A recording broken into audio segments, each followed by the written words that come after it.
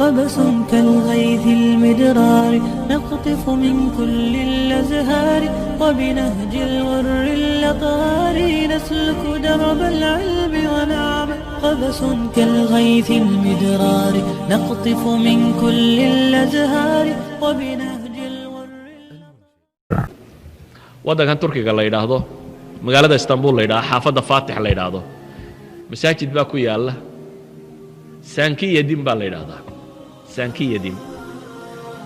eraygu af turkiga macnihiisa waxa weeyaan iftarad annanii akaltu aw kaannanii akaltu waaba anigii oo wax cunay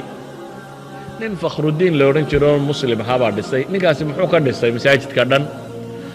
waxa uu ka dhisay waxa la yidhi markuu suuqa soo maro nin iska zaahida buu ahaa aw naftiisu wax yaroo ay kahatay uu arko ama uu jeclaaday khudaar yaroo fiican wax yaroo fiican ayuu wuxuu idhahaa ka soo qaad anigoo cunay dabeetana intaasuu sanduuq ku ridi jiray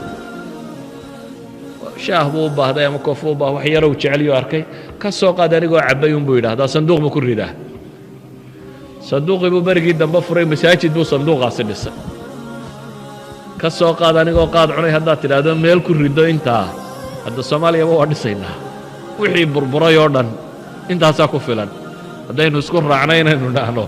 sanduuq laydhaha ka soo qaadanoo qaadka cunay oo maalintaa intii aad ku barjayn lahayd oo qura aad ku riday waddanka dhammaantii waa dhisi karaynaa asalaamu calaykum waraxmat ullahi wabarakaatu